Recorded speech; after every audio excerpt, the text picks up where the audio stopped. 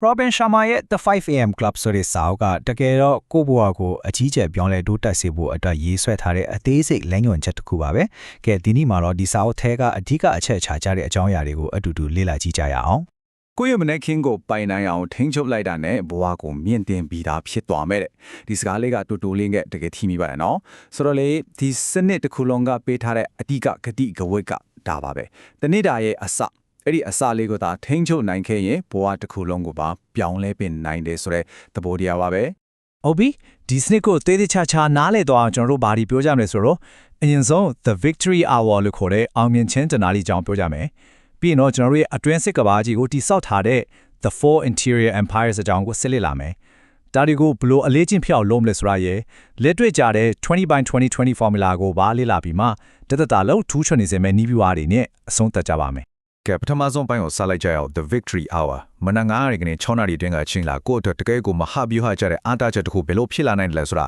ကြည့်လိုက်ကြအောင်မနက်9:00နာရီနဲ့6:00နာရီအဲ့ဒီတနာရီကဘာလို့အရေးကြီးတာလဲဆိုတော့အဲ့ဒီအချိန်ကအနောက်ရဲ့အနည်းဆုံးအချိန်ပြပြီးတော့လူတယောက်ရဲ့စွမ်းဆောင်ရည်အမြင့်ဆုံးဖြစ်နေပြီးစိတ်ကလည်းအငြင်းချမ်းဆုံးအချိန်ပေါ့ဒီနေရာမှာတခုရှိတာကဒါအဲ့ချိန်ကိုလျော်ခိုင်းတာမျိုးလုံးဝမဟုတ်ပါဘူးလောကကြီးရဲ့ရှုရခတ်မှုတွေစူညံတဲ့မစတင်ခင်မှာကိုယ်တက်တိတ်ဆိတ်ငြိမ်သက်ပြီးအာယုံဆုဆက်လို့ရတဲ့အချိန်တဏှာတွေကိုရယူလိုက်တာပါပဲဟုတ်ပြီအခုဒီလိုလုံးဆောင်ရခြင်းရဲ့နောက်ွက်ကအခြေခံကြတဲ့အတွေ့အခေါ်ပိုင်းကိုတစ်ချက်ကြည့်လိုက်ကြအောင်ဒီမနက်ခင်လောက်ရုပ်လို့စင်းတွေကတကယ်တော့အပင်မန်းမှာထူးချွန်တဲ့ဘဝတစ်ခုတိဆောက်နိုင်ဖို့အတွက်ကိုယ့်ရဲ့အတွင်းစိတ်ကဘာကိုပြုစုပြောထောင်ပေးဖို့ဒီဇိုင်းဆွဲထားတာပါဒီပုံလေးကတကယ်ကိုအားကောင်းတဲ့အချက်တစ်ချက်ကိုပြနေတာပါဆိုလိုတာကပြင်ပလောကမှာအောင်မြင်မှုဆိုတဲ့ခန္ဓာရဲ့အဆောက်အုံကြီးတိဆောက်ခြင်းနဲ့ဆိုရင်အုတ်မြစ်ကကိုယ့်ရဲ့အတွင်းစိတ်ကပါပဲဒီပုံထက်ကလို့အတွင်းစိတ်ရဲ့အဓိကနေရာ၄ခုကိုခိုင်မာအောင်တိဆောက်နိုင်မှာလားပြင်ပကဘာမှာတကယ်အောင်မြင်မှုကိုရောင်းပြန်ဟပ်ဆွေးနိုင်မှာပေါ့ဒီအတွင်းစိတ် empire ၄ခုကဘာတွေနဲ့ဆိုတာအသေးစိတ်ကြည့်အောင် mindset ကတော့စိတ်ခံစားမှုပိုင်းပေါ့ heart set ကစိတ်ခံစားမှုပိုင်း health set ကကိုယ်ကာယအကြံ့ခိုင်မှုပြီးတော့ soul set ကတော့စိတ်ဝိညာဉ်ပိုင်းဆိုင်ရာဆက်သွယ်မှုတွေပေါ့အမြင့်ဆုံးစွမ်းဆောင်ရည်ကိုရချင်တယ်ဆိုရင် mindset တစ်ခုတည်းကိုပဲအာရုံစိုက်နေလို့မရပဲဒီ၄ခုလုံးကို group စိုက်ဖို့လိုအပ်ပါတယ်ဒီညမှာတကယ်စိတ်ဝင်စားဖို့ကောင်းတာက mindset ဆိုတာကိုယ်ပိုင်စွမ်းရည်ပြည့်ဝမှုရဲ့25%ပဲရှိတယ်ဆိုတဲ့အချက်ပါပဲဗျာဟုတ်ပါတယ်စစ်မှန်တဲ့ကျွမ်းကျင်မှုကိုရရှိဖို့ဆိုရင်ကြံတဲ့85%ဖြစ်တဲ့ heart set health set နဲ့ soul set တို့ကိုလည်းအလေးထားဖို့မဖြစ်မနေလိုရတယ်ဆိုတာကိုပြနေတာပါအခုတော့လက်တွေ့အကြဆုံးစင်ခေါ်မှုတစ်ခုစီသွားကြအောင်မနက်9:00နာရီထားတဲ့အလေးအကျင့်ကိုဘယ်လိုတည်ဆောက်မလဲဒီအကျင့်ကိုအလိုလျောက်ဖြစ်သွားအောင်တိပြန်နေကြထောက်ထားတဲ့နဲ့လှုပ်ဆောင်နိုင်တဲ့နည်းလမ်းကိုအခုတင်ပြသွားမှာပါအလေးရဲ့ကျင့်အတစ်တစ်ခုကိုကိုယ့်ရဲ့ဒုတိယပင်ကိုစရိုက်လိုမျိုးဖြစ်သွားအောင်လုပ်ဖို့တိပိုင်နီးကြတက်တက်ပြထားတဲ့လမ်းကြောင်းတစ်ခုရှိပါတယ်ဒီပုံမှာပြထားတဲ့အတိုင်းပဲဒါဟာခံမလို့ရတဲ့အဆင့်3ဆင့်နဲ့ဖွဲ့စည်းထားပြီးအနည်းဆုံးတော့66ရက်လောက်အချိန်ယူရမှာပါတခါတည်းနဲ့တော့ဖြစ်လာမှာမဟုတ်ပဲမဲ့ဒီအဆင့်တွေကိုနားလည်ထားလိုက်ရင်ထမင်းပြင်းနဲ့အောင်မြင်အောင်တည်ဆောက်နိုင်မှာပါကဲဒီ66ရက်ခေးကိုတဆင့်ရှင်းကြည့်လိုက်ကြအောင်ပထမဆုံး22ရက်ကတော့အခက်ဆုံးပဲဗျာ stage 1 destruction ပေါ့အကျင့်ဟောင်းတွေကိုဖြိုခွဲရတဲ့အဆင့်ဆိုတော့တော်တော်လေးကိုခက်ခဲတယ်လို့ခန်းစားရမှာပါ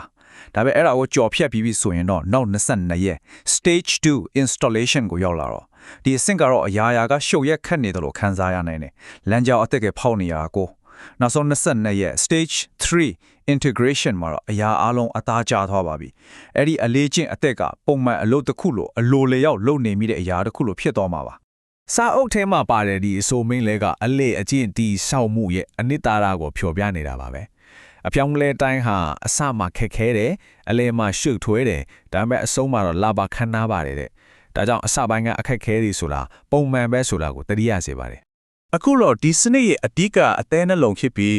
းလက်တွေ့အသုံးချရမယ့်အပိုင်း the 20-20-20 formula ကိုရောက်လာပါပြီဒါကတော့မနေ့တိုင်းလိုက်နိုင်ရမယ်ဒီကြတဲ့လှုပ်ဆောင်ချက်အစီအစဉ်ပါပဲ20-20-20 formula ဆိုတာကတော့ victory hour လို့ခေါ်တဲ့တနည်းတာရဲ့ပထမဆုံးတနာရီကိုအာယုံဆူဆိုင်မှုအဖြစ်နဲ့လှုပ်ဆောင်ရမယ့်မိနစ်20စီပါဝင်တဲ့အပိုင်း3ပိုင်းခွဲထားတဲ့နည်းလမ်းပဲဖြစ်ပါတယ်ဒီမနက်ခင်းလှုပ်ဆောင်ချက်ရဲ့ရှင်းလင်းပြသတဲ့အဆင့်3ဆင့်ကတော့ move လှုပ်ရှားပါ reflect ပြန်လည်သုံးသပ်ပါ net grow တိုးတက်အောင်လုပ်ပါတို့ပါပဲတခုချင်းစီကိုမိနစ်20စီအချိန်ပေးရမှာပါ တရာဇိုမိနစ်20 move အချိန်ပေါ့ချွေးထွက်တဲ့အထိပြင်းပြင်းထန်ထန်လေ့ကျင့်ရလို့ရမှာပါဘာလို့လဲဆိုတော့အဲ့လိုလုပ်လိုက်တိုင်းနဲ့စိတ်ဖိစီးမှုဟော်မုန်းခေါ်တီဆော့ကိုချက်ချင်းထုတ်ပေးပြီးအာယုံဆူဆိုင်မှုအတွက် BDNF ဆိုတဲ့ဥနိုဓာတ်ကိုထုတ်လုပ်ပေးပါတယ်ဒါတည်းမကဘူးနော်ပျော်ရွှင်စေတဲ့ဒိုပါမီနဲ့စထရိုတိုနီတွေပါမြင့်တက်လာတော့တနေ့တာကိုစွမ်းရည်ပြင်းနဲ့စက္ကန့်နိုင်ရုံနဲ့မကပဲကြီးလေးနေတဲ့စိတ်နဲ့နောက်တစ်ဆင့်အကောင်းဆုံးပြင်ဆင်ပြီးသားဖိထားစေပါတယ်အဲ့ဒီလိုလန်ဆန်တက်ကြွသွားပြီဆိုရင်တော့ဒုတိယမိနစ်20ဖြစ်တဲ့ eye flat အပိုင်းကိုရောက်ပါပြီဒီအချိန်မှာဂျန်နယ်ရေးတာတရားထိုင်တာဒါမှမဟုတ်တနေ့တာအတွက်အစီအစဉ်ဆွဲတာတွေလုပ်လို့ရပါတယ်ဒီလောကလှုပ်ရှားမှုကနေရတဲ့စွမ်းရည်တွေကိုဒီငယ်တဲ့အတွဲခေါ်ဖေပြောင်းလဲပေးပြီး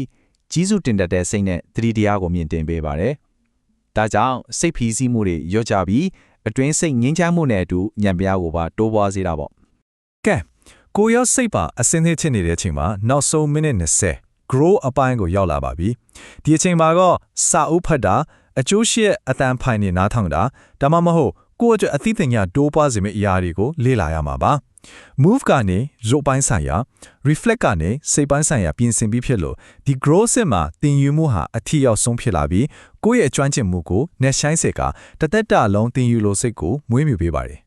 ဟုတ်ပြီအခုတော့ဒီတနားကြီးဆိုတော့ပိုးကျေပြတ်တဲ့အမြင်ကိုကြည့်ကြဟာမနက်ဘာနိုင်ထားတဲ့အလေးအချင်းဟာတကယ်တော့ထိတ်တန့်စွမ်းဆောင်ရည်အတွက်ပိုးကြီးမားတဲ့စနစ်တစ်ခုလုံးရဲ့အခြေခံအုတ်မြစ်ပါပဲ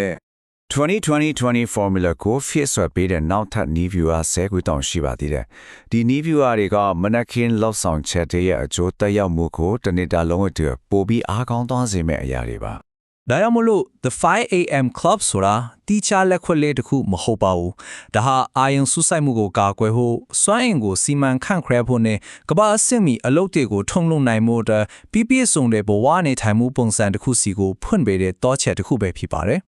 ဆောက်တစ်ခုလုံးရဲ့အထူးအတွေ့အခေါ်ကတော့နေ့စဉ်လှုပ်ဆောင်တဲ့တင်းငယ်ပြီးအရေးမပါဘူးလို့ထင်ရတဲ့တိုးတက်မှုလေးတွေဟာအချိန်ကြာလာတာနဲ့အမျှတသမတ်တီလှုပ်ဆောင်တဲ့အခါအမခန့်ရက်လက်တွေကိုဖြစ်ပေါ်စေတယ်ဆိုတာပါပဲနေ့စဉ်အလေးအကျင့်လေးတွေကရေရှည်မှာအဆများစွာတိုးတက်တဲ့အကျိုးကျေးဇူးတွေကိုပေးဆွမ်းနိုင်တယ်ဆိုတာပါပဲမနှက်ဖြန်လက်နေကတော့ထွက်လာအောင်ပါပါအဲ့ဒီနေထွက်ချင်ကိုရောဘလို့ပုံစံနဲ့အကျိုးဆိုတွေးဆောင်ကြမလဲဒီမေကိုလေးကတော့တနစ်တာရဲ့အစာနဲ့ပတ်သက်ပြီးကိုပိုင်ဆက်နေမှုကိုပြန်လဲစဉ်းစားတုံးတက်စေဖို့ခြံထားခဲ့တာပဲဖြစ်ပါတယ်